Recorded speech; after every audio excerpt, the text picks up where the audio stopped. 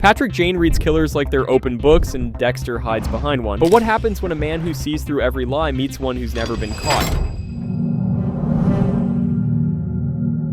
Patrick Jane built a life on reading people. Every smile, every twitch, every pause tells him something. He used to fake psychic visions for money until a serial killer named Red John murdered his wife and daughter after he mocked him on TV. Since then, Jane has worked with the California Bureau of Investigation, solving cases by turning his own pain into precision. Jane doesn't need forensics or guns because his eyes are enough. Dexter Morgan is the opposite kind of genius. He studies blood for a living and spills it after hours. Raised under a code by his adoptive father Harry, Dexter kills criminals who escape justice. Every kill is surgical, calculated, and hidden behind the mask of a quiet forensic tech. No rage, no emotion, just ritual. Both men live in the gray zone between law and madness. Jane hunts truth by studying people. Dexter hunts people by studying truth. Each believes he understands evil better than anyone else. When those worlds touch, the match becomes less about catching a killer and more about surviving the game.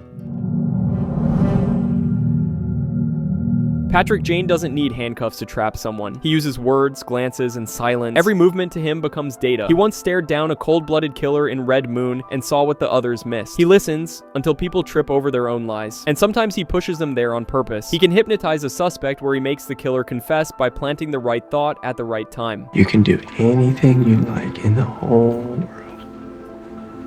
What are you gonna do?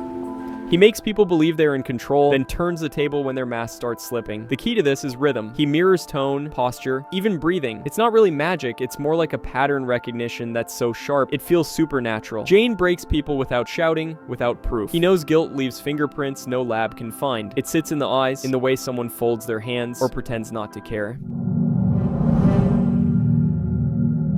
Dexter Morgan learned early how to act human. Harry, his adoptive father, saw what he really was, a boy who felt nothing, and taught him a code to survive. Only kill those who deserve it, always hide the evidence. That rule became scripture. In Dexter's first episode, he walks through blood like it's art, perfectly calm while everyone else flinches. That's his camouflage. The stillness, the charm, the careful smile. He practices emotion the way others practice handwriting, laughing when others laugh, faking grief when a coworker dies. When Doak starts suspecting him, Dexter doesn't panic. He rewrites the act, adjusting tone, body language, even hobbies. He becomes whoever he needs to be. Every night he cleans his kill room. No prints, no stray fibers, no panic. He studies police reports the next morning to make sure the story fits. His secret isn't strength or cruelty, it's actually discipline. While most killers act out of impulse, Dexter is ritual. He's the ghost that passes every test because he built the test himself. Let's say they cross paths in a case. I don't know. Miami gets a string of killings that look too clean. No prints, no fibers, not even a smudge out of place. The scenes look like someone rehearsed them. The FBI sends Patrick Jane to consult, thinking a mental trickster might see what the evidence can't. He shows up with that lazy grin and a teacup, walking through the bloodless apartment like it's a museum piece. Jane starts picking at the edges. He notices the lack of chaos, the symmetry, the way the victims are posed. It feels like a message written in control. That's when Dexter walks in, calm, polite, carrying files. He glances at Jane, but that moment actually hangs longer. Jane sees someone too composed for a real crime scene. Dexter sees someone who's actually looking. Each man feels the other clocking him, and neither shows it. The game starts with a glance. Jane starts playing the long game. He does this thing where he pretends to lose focus, like he's bored, when in reality he's studying every move someone makes. He brings coffee to the lab just to chat, asks harmless questions about empathy and control. Every word is bait. But actually, he watches Dexter's reactions. He talks about fathers, about what they leave behind, but Dexter barely blinks. Jane notices the stiffness though, that tiny pause before the smile returns. It's always the silence that tells the truth. He starts to build small traps, comments designed to poke holes in Dexter's calm surface. By the second week, Jane's sure of one thing. Something in Dexter's eyes doesn't match his voice. Jane's gut starts whispering, and once that happens, he never stops digging. Dexter starts feeling it, that quiet itch that shows up when someone's watching too closely. Jane keeps showing up at random moments, always with that easy smile, always just curious. Dexter knows that that kind of curiosity gets people killed. He plays it cool though, starts inviting Jane into the lab, talking about old cases, acting normal. He's done this before. Back when Doak started following him, Dexter learned how to flip suspicion back. He changes routines, cracks a few jokes, acts just human enough to keep things blurry. But this time it's trickier. Jane isn't looking for evidence. He's watching Dexter Dexter's reactions. So Dexter starts running scenarios in his head. Could he kill Jane? Where and when? But something feels off. Jane doesn't seem scared. He doesn't even seem tense. It's like he's waiting for Dexter to make a move. That messes with him more than anything else. For the first time, Dexter isn't sure who's actually in control.